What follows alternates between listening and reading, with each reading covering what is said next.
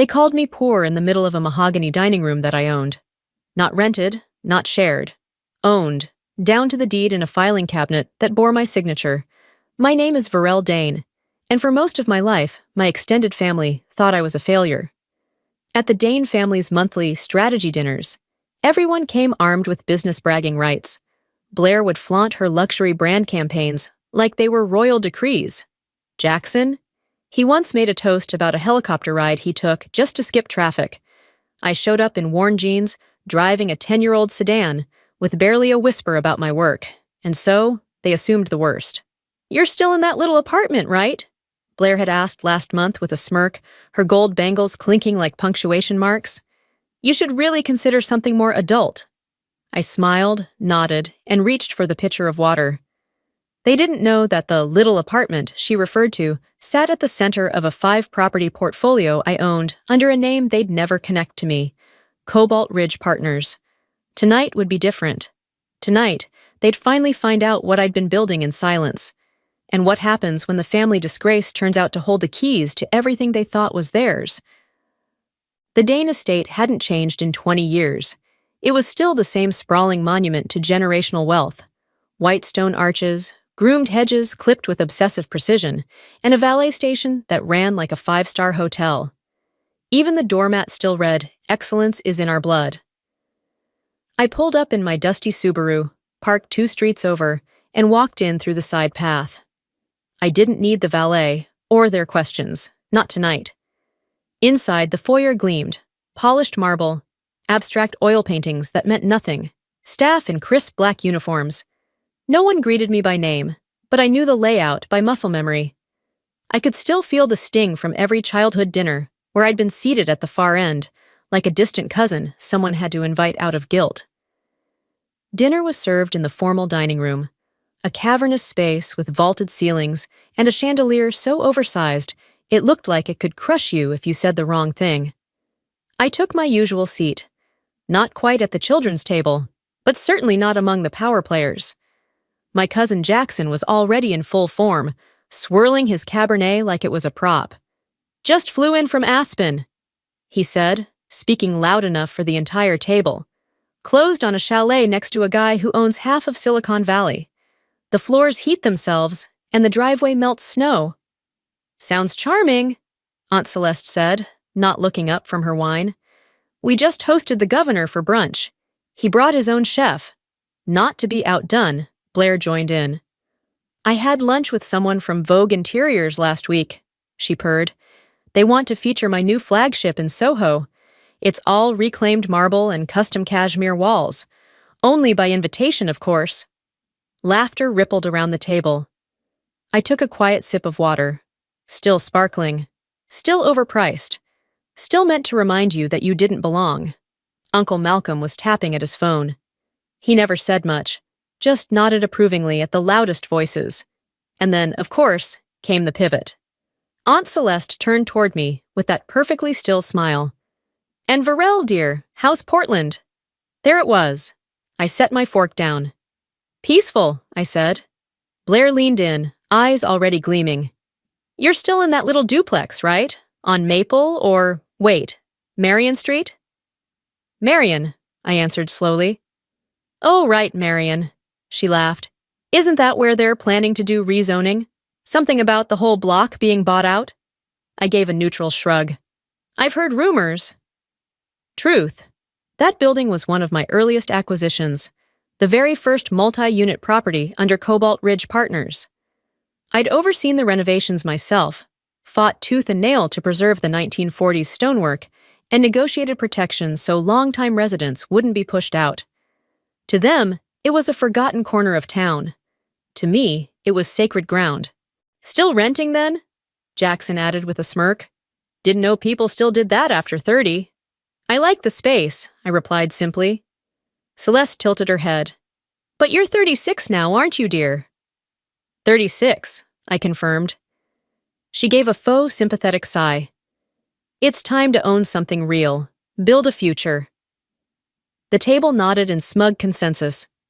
"I'm managing," I said, fighting the curl of a smile. They kept going, like I hadn't even spoken. Blair was on her second glass of wine, and her third monologue about boutique fragrance markets. Jackson discussed commercial properties in Miami he hadn't even visited. Celeste spoke of legacy wealth, like it was her invention. They assumed I was just there to listen. What they didn't know, what none of them could even begin to imagine, was that the very room they were sitting in, the estate they held so dear, was soon to be entangled in the biggest reckoning of their lives. Because tonight's dinner had a hidden agenda.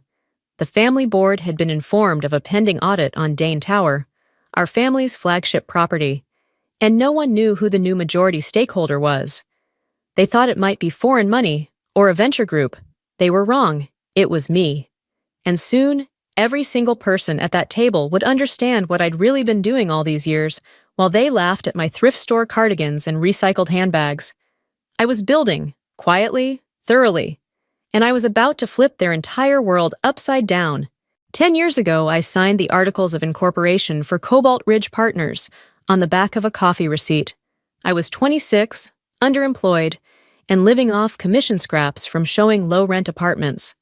While Blair was jetting off to fashion weeks and Jackson was burning investor money on biotech passion projects, I was cold-calling landlords and negotiating lease renewals for elderly tenants terrified of rent hikes.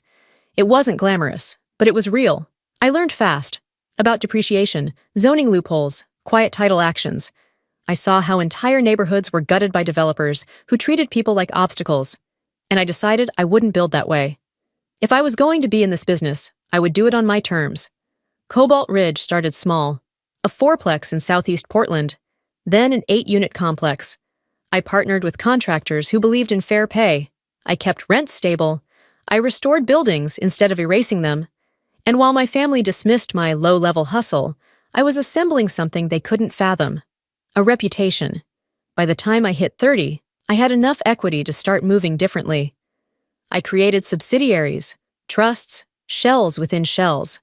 Not to hide wealth, but to shield intention. I didn't want to be chased for partnerships or headlines. I wanted control.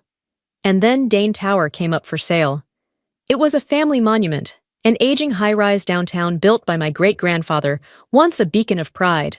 But over the years, it had become a cesspool of mismanagement and corruption.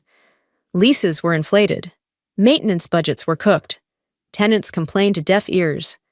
The current board, stacked with family members, wanted to sell it quietly to a buyer who wouldn't ask too many questions. I asked every question. Through a firm based in Denver, backed by a capital pool with no direct ties to me, Cobalt Ridge acquired a 78% controlling interest in Dane Tower. Not a single person in my family knew, and that's exactly how I wanted it. I spent the next 6 months combing through the building's books. What I found made me nauseous. My cousin Jackson had diverted repair funds to cover closing costs on his Colorado property.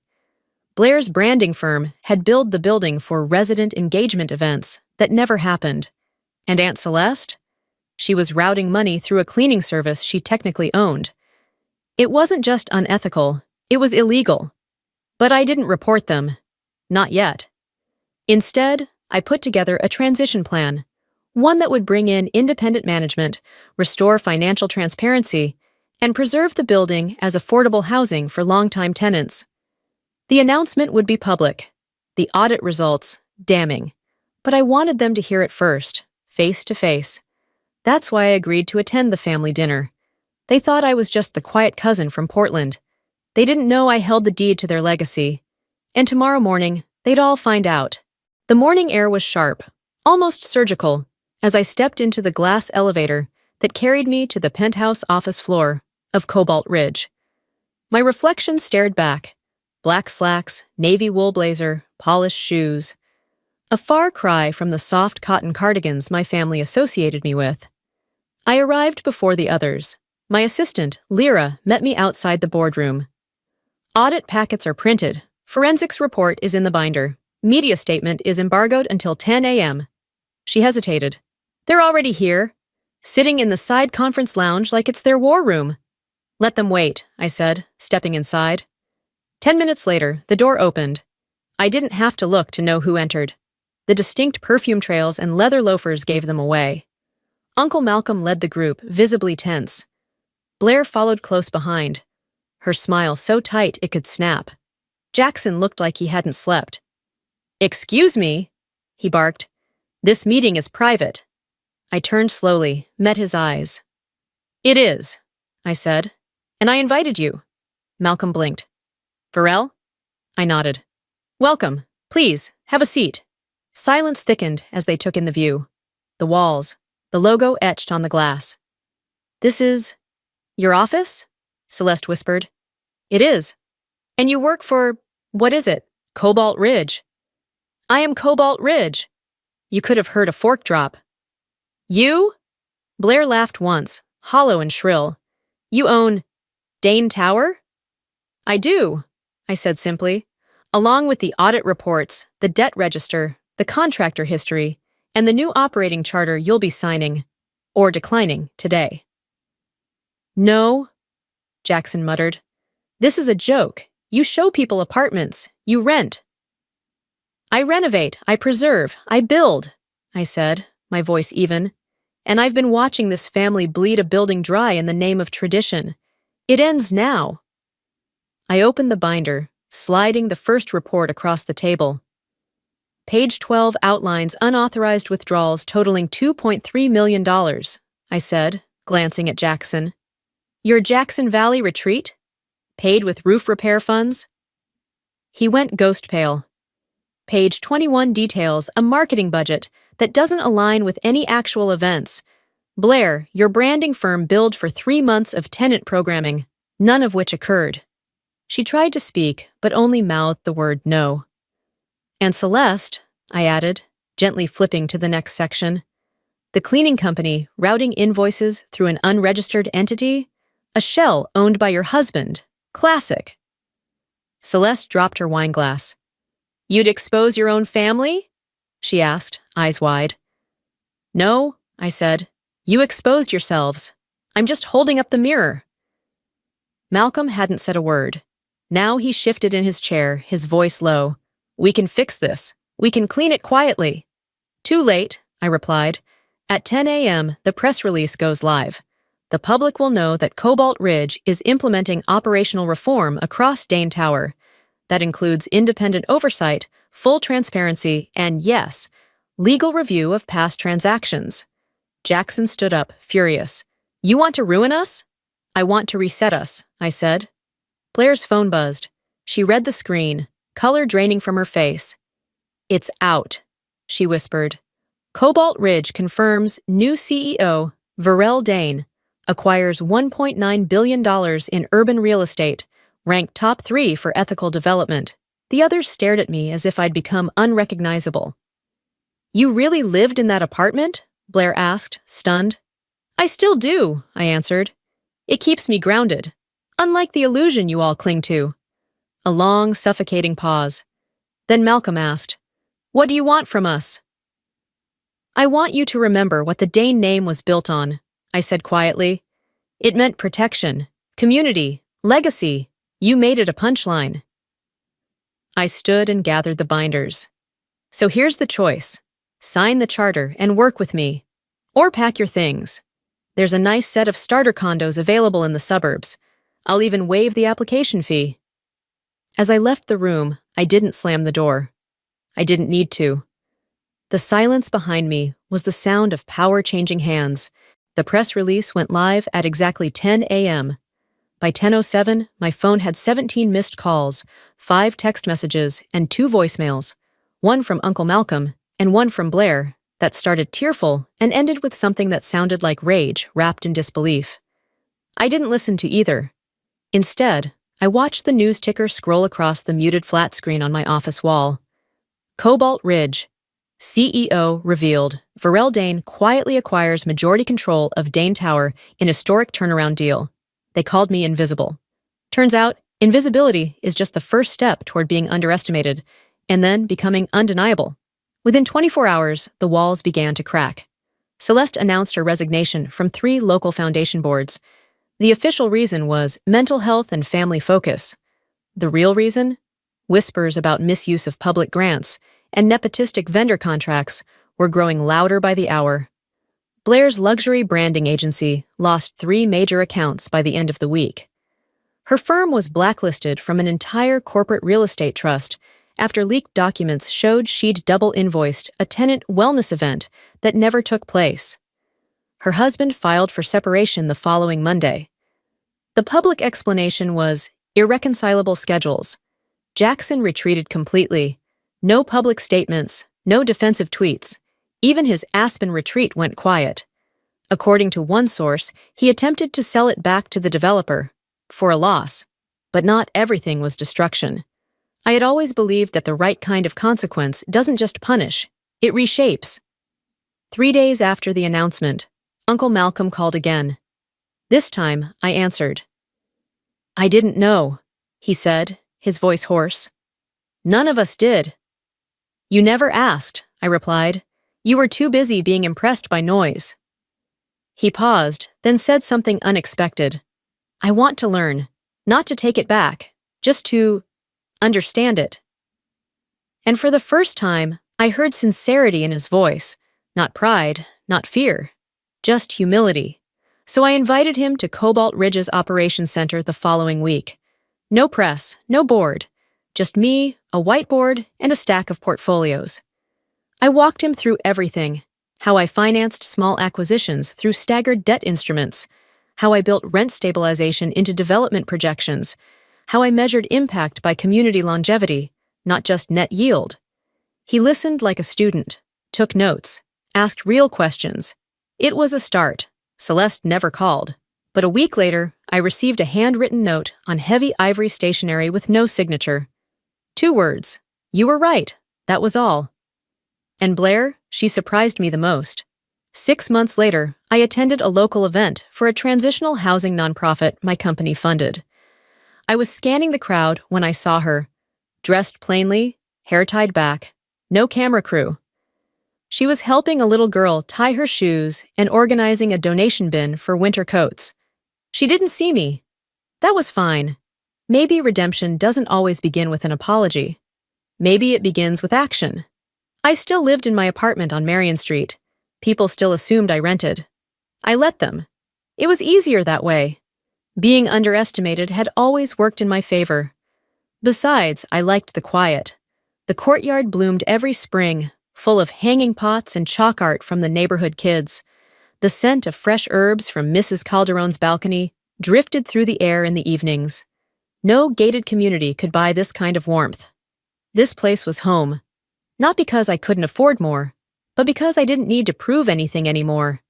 Success had never been about marble countertops or helicopter weekends. It was about agency, integrity, building something no one could strip from me. 2 weeks after the audit, a letter arrived from one of the tenants at Dane Tower. For the first time in 15 years, I feel safe here. Not just in the building, but in being heard. Thank you. I pinned it to my wall. It reminded me why I'd started this in the first place. Why I'd endured years of being called modest, average, even irrelevant. Why I'd never corrected them when they called me poor. Because I wasn't building for optics. I was building for permanence, for fairness, for legacy. 6 months later, the Dane family winter gathering didn't happen at the old estate.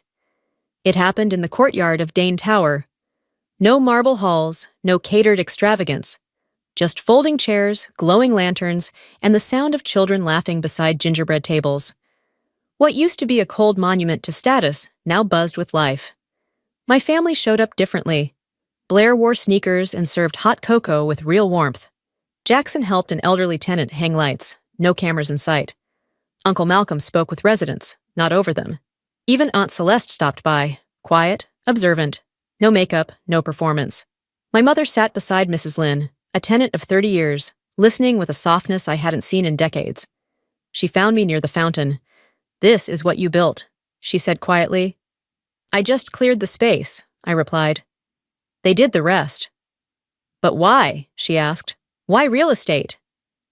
I thought about it, about the early years, neglected properties, scared tenants, sleepless nights reading zoning laws. Because when you build something that shelters people, I said, you build something that lasts. She nodded. And now I understand that legacy isn't something you inherit, I said. It's something you create, choice by choice. Later, I stood on my fire escape, watching Dane Tower glow, no longer a symbol of arrogance, but of restoration, of community. My phone buzzed with offers, interviews, partnerships, praise. I let them wait. Success to me wasn't about noise. It was about foundation.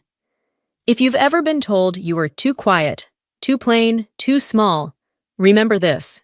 You don't have to shout to matter. You just have to build something real. And sometimes, the best kind of revenge is becoming exactly who they thought you could never be. I didn't wait for their answer. I returned to the suite upstairs, once reserved for Claudine, now prepared for its new occupant. The skyline stretched wide beyond the floor-to-ceiling glass, the Pacific glowing with that golden edge you only see in late afternoon.